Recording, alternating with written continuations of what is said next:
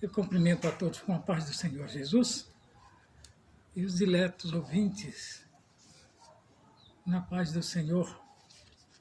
Saber que você é o nosso convidado especial para neste dia estarmos estudando a lição que tem por título Missões Transculturais no Novo Testamento.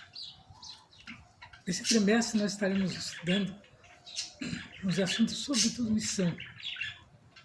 A missão em todos os sentidos.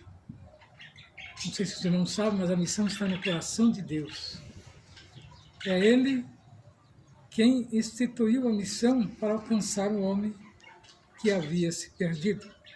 O texto áureo desta lição nos diz assim: porque Deus amou o mundo de tal maneira que deu seu Filho unigênito, para que todo aquele que nele crê não pereça, mas tenha a vida eterna.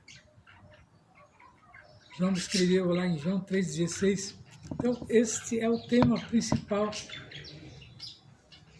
quando vamos falar de missão, do amor de Deus para com o homem na terra.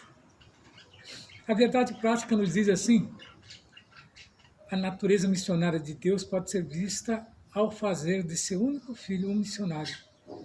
E a igreja é sucessora dessa sublime tarefa. A igreja ela tem por objetivo cultivar, enviar, preparar missionários para que leve a palavra àqueles que precisam ser alcançados. E neste dia nós estamos aqui trazendo aos amados irmãos esse assunto que é muito importante, você aluno, você professor, você estudioso da palavra, sabe que ela tem uma importância muito grande para levar de encontro ao coração dos ouvintes ou daqueles que precisam ser alcançados.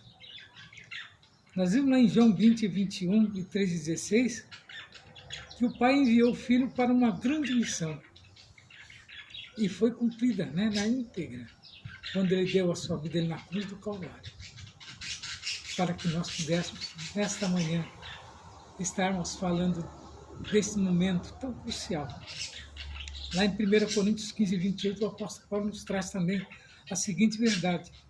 Ele fala sobre o plano de Deus, que tem dimensão universal e abarca todas as esferas da vida.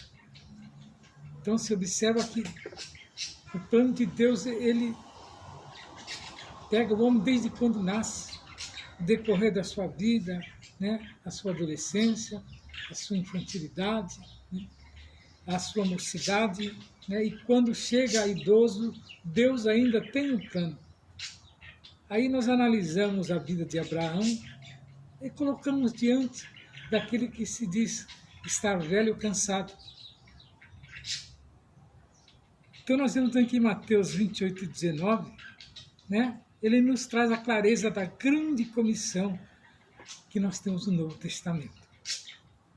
Isaías também nos fala a respeito lá também desta obra missionária do Senhor Jesus, lá em Isaías 61, do 1 ao 2. Quando ele está lendo no templo, este mesmo escrito, e ele ali manifesta aquele momento e faz a comparação dos escritos de Isaías com o momento em que ele estava ali na sinagoga. A verdadeira liberdade está em conhecer Jesus.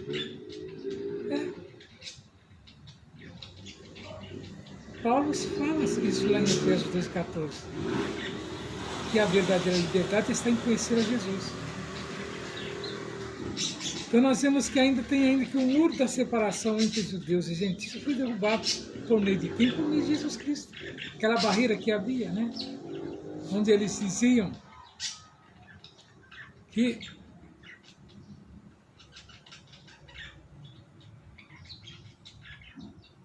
o judeu não confiava em gentio, o gentio não confiava em judeu.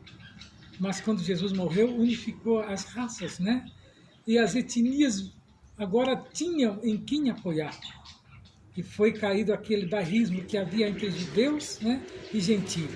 E hoje vivemos juntos, Aí nós temos a leitura em classe, a qual nós vamos estar lendo, em Isaías 6, 61, do 1 ao 2, e Lucas 4, 17 ao 20, que diz assim: o Espírito do Senhor Jeová está sobre mim, porque o Senhor me ungiu para pregar boas novas aos mansos, Enviou-me a restaurar os contritos de coração, a proclamar a liberdade aos cativos e a abertura da prisão aos presos. Que o homem vivia destituído da glória de Deus. O homem não tinha esperança. Veja que antes de Jesus, que esperança tinha o homem? A lei dava esperança, mas ela foi usurpada por muitos amantes de si mesmo, que apossou da lei, fazendo dela segundo os seus pensamentos. Mas Jesus restaurou novamente quando ele cumpriu a lei na íntegra, né? Vindo morrer na cruz. E ali ele desinstituiu, né, o poderio que tinha, né, a lei na mão dos homens. Não quer dizer que ela foi ruim, mas a lei foi boa, né, até enquanto perdurou, né, a honestidade de muitos. É como nós vemos hoje muitos, né, desfazendo das coisas de Deus. Então, a abertura a prisões aos presos e apregoar o ano aceitável do Senhor, e o dia da vingança do nosso Deus, a consolar todos os tristes. Lucas 4. E foi-lhe dado o livro do profeta Isaías, e quando abriu o livro, achou o lugar em que estava escrito: o Espírito do Senhor é sobre mim, pois que me ungiu para evangelizar os pobres e enviou-me a curar os quebrantados de coração. Isso aqui Jesus no templo lendo esta palavra.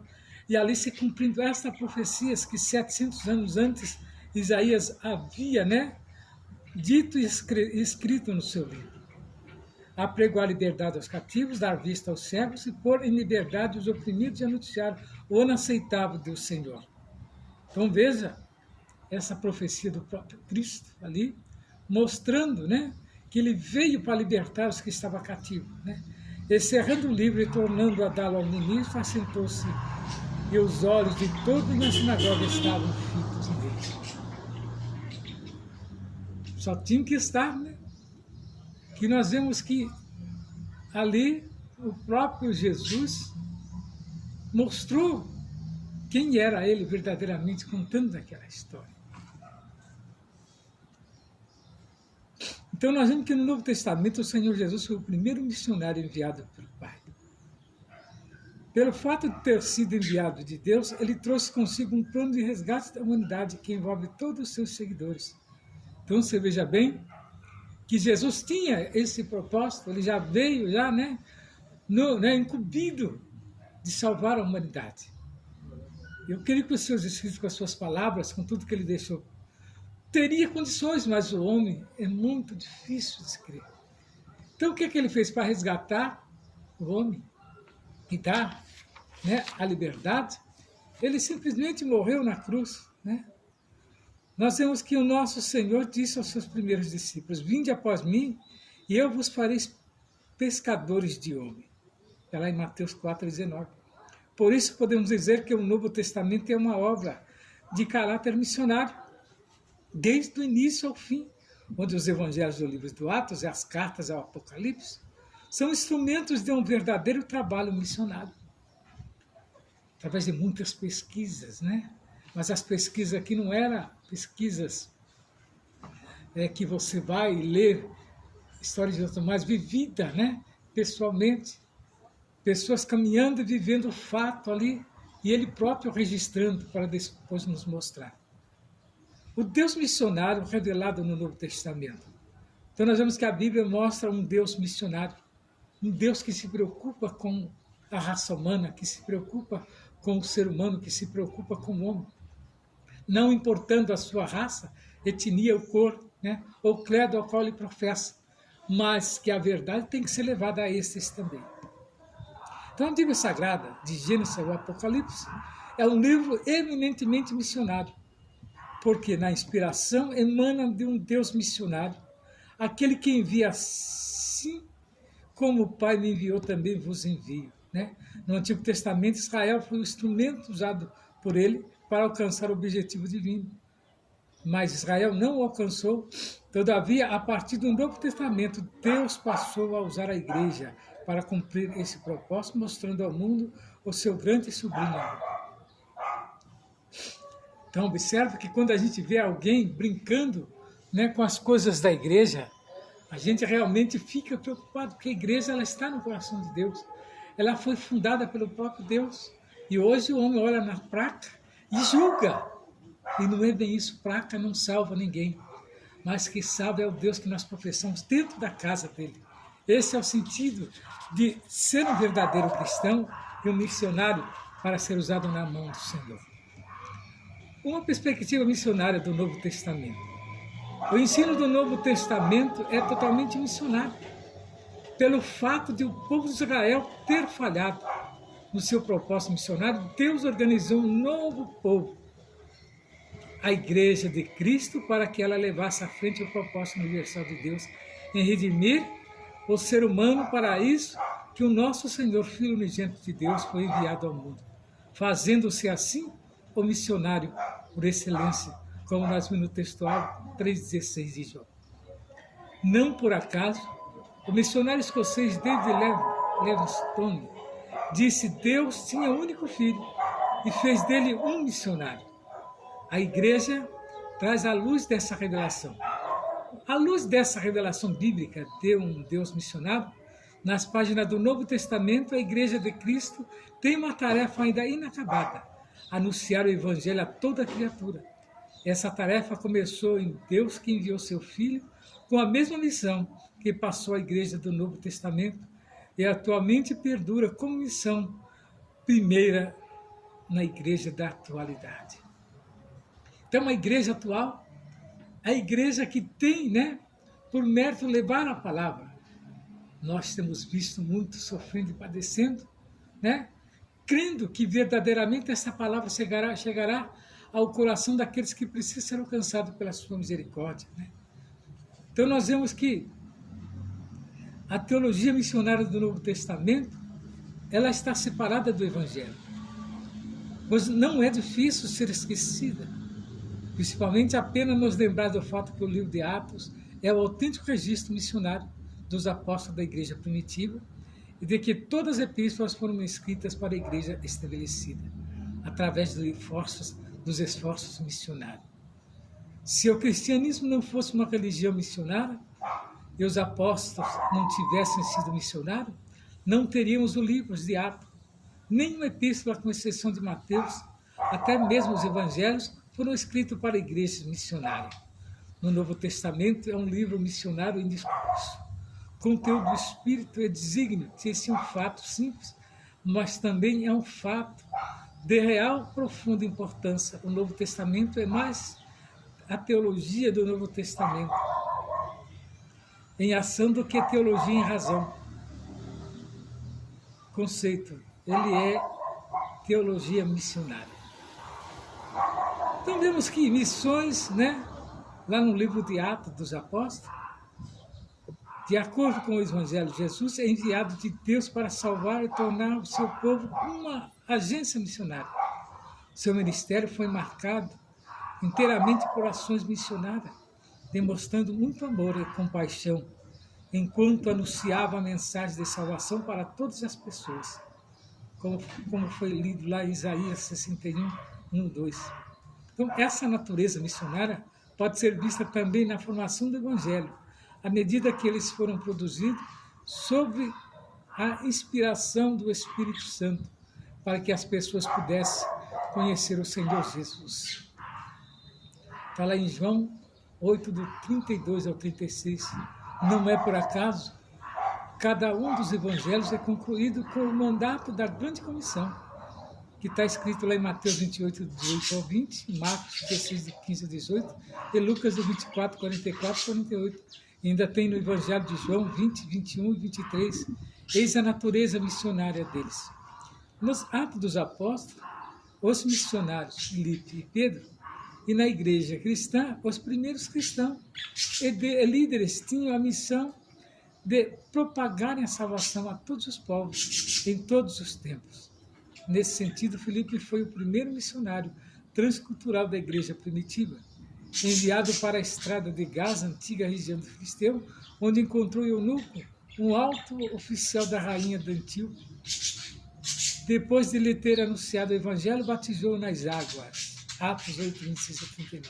Outro episódio importante foi quando o apóstolo Pedro reconheceu que para Deus todos os seres humanos são salvos do amor divino deixando claro que a sua mensagem é dirigida a todas as pessoas, independente da sua nacionalidade, né? Então se observa que a palavra de Deus ela não tem um povo certo, mas todos devem ser alcançados. Então a palavra de Deus tem que ser pregada em todos os lugares, nas prisões, nas feiras, né? Nas reuniões, mesmo onde haja ateus, a palavra tem que ser pregada porque ela sempre alcança alguém que está em dúvida, né? E nesta manhã estamos aqui trazendo esta palavra, né? Esse ensinamento para que você possa, através dele, encontrar, né, um refúgio para você que está transmitindo esta palavra tão importante. Então, nos evangelhos em Atos dos Apóstolos, a missão ocupa uma posição relevante. Então, ela tem primordial, ela tem primazia, né, a palavra, porque ela vai de encontro aos corações e ela tem o poder de salvar ao homem.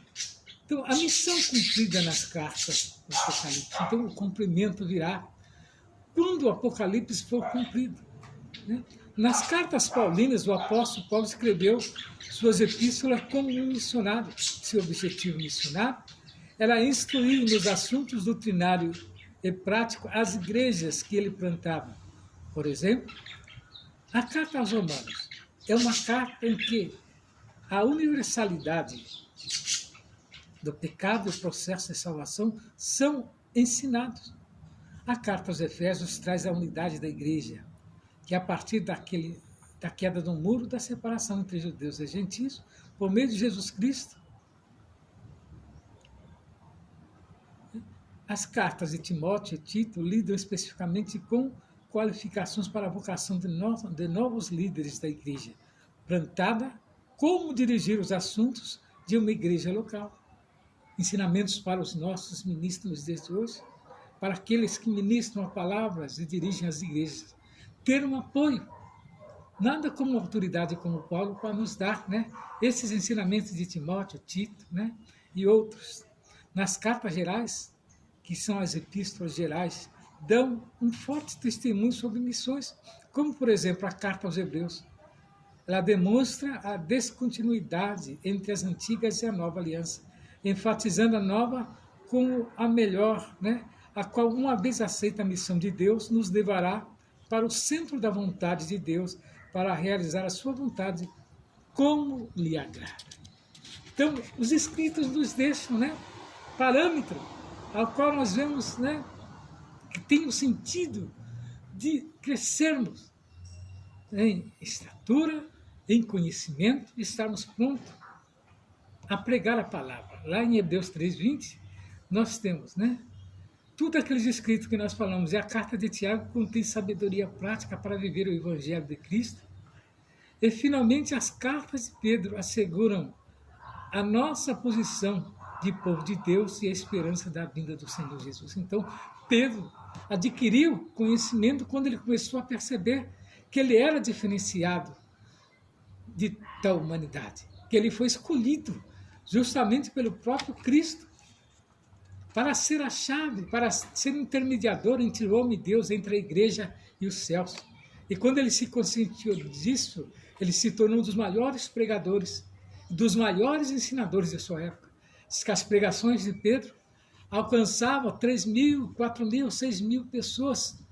E olha que eles não tinham, né, o advento dos microfones, né, dos sons tão elevados como nós estamos dias de hoje, mas mesmo assim o Espírito Santo fazia ecoar a sua voz aos ouvidos de todos aqueles que ouviam. E tem mais, os discípulos tinham certo poder, né, sobrenatural, chegou a ponto de as suas próprias sombras curarem os enfermos.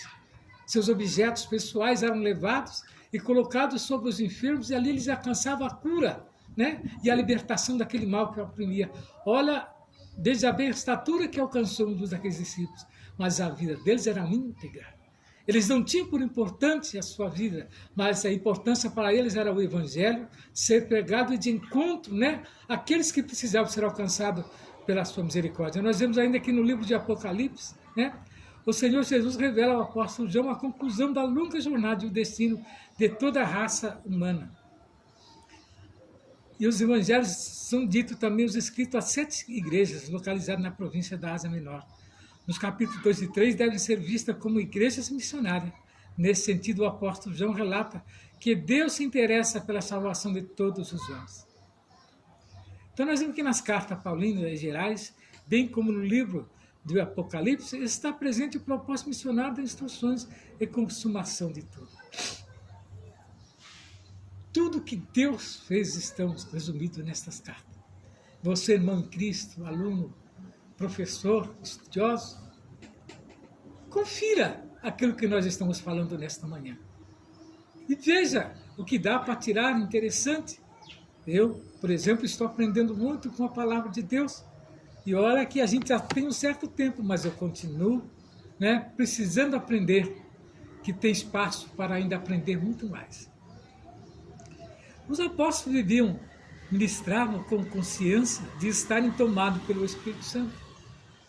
Então a experiência do Senhor vivo e glorioso eram mediadas pelo Espírito Santo. Dessa forma, há uma ênfase firme e consistente quando ao Espírito Santo nos ensinamentos e nas experiências apostólicas.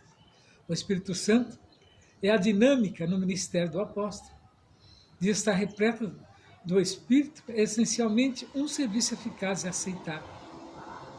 O Espírito Santo também é fonte apropriada de força e conforto no sofrimento e martírio. Os apóstolos sabiam da experiência e importância do Espírito Santo.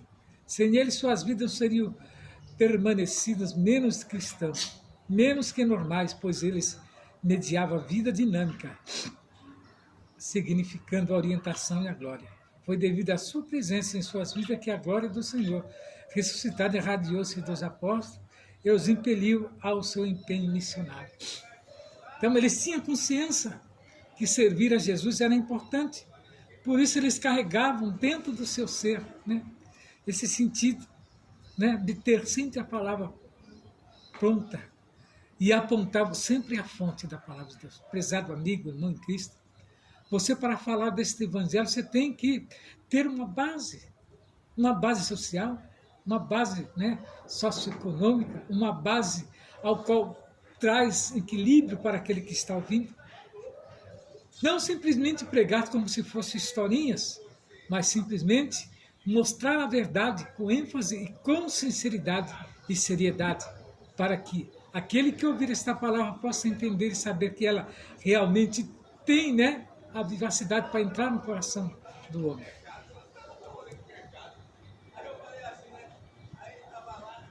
No Novo Testamento mostra claramente a forma pela qual Deus planejou a redenção da humanidade, caída por meio da sublime tarefa missionária. Para esse fim, ele enviou seu único filho, que com a preço de sangue pagou o pecado dos homens de todas as tribos, línguas, povos e nações, constituindo os seus cooperadores na obra de redenção de toda a criação, de caídos e prisioneiros de Satanás. Ora, se missões nascem no coração de Deus, ela deve estar no coração de quem ama a obra missionária.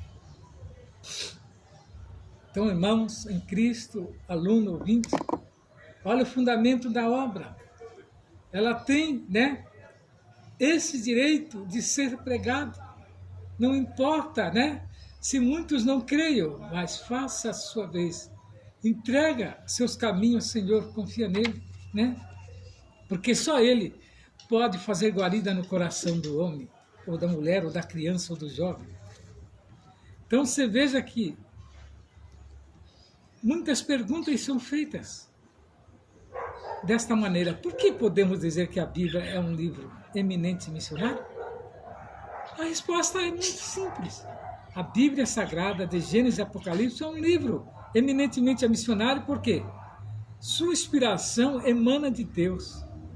Missionário é aquele que envia, Assim como o Pai me enviou, eu também envio. O seu próprio Deus enviando, Cristo enviando o homem também. Quando o homem se posiciona no seu coração, ainda perguntas são feitas: qual é a tarefa inacabada da igreja do Criador? Anunciar o Evangelho a toda criatura. Quando for anunciado esse Evangelho, aí dirá-se o fim. E ainda muitos perguntam: como a natureza missionária na formação do Evangelho pode ser vista? Essa natureza missionária pode ser vista também na formação do Evangelho. à medida que eles forem produzidos sob a inspiração do Espírito Santo. Segunda lição, quem foi o primeiro missionário transcultural da igreja? Filipe foi o primeiro missionário transcultural da igreja primitiva. Qual era o objetivo missionário do apóstolo Paulo? Seu objetivo missionário era instruir nos assuntos teológicos e práticos as igrejas que ele plantava. Meu irmão, em Cristo, meu prezado ouvinte, saiba, a sua importância é muito grande, por isso estamos aqui nesta manhã trazendo esta lição. E eu tenho certeza que ela falou no seu coração. Estamos falando aqui da Igreja Assembleia de Deus, Jardim Silva Teles, né? Número 158, né? Onde aqui tem uma palavra para o seu coração. Os dias de culto nosso aqui são segundas, quartas, sextas, sábados pela manhã temos consagração das 9 às 11 e domingo à noite um grande culto com a família. Você é o nosso convidado especial. Se essa palavra falou ao seu coração, não rejeite essa oportunidade, mas creia que a palavra de Deus falará ao seu coração, porque ela tem poder. E o Senhor Jesus possa abençoar grandemente a sua vida. No nome de Jesus.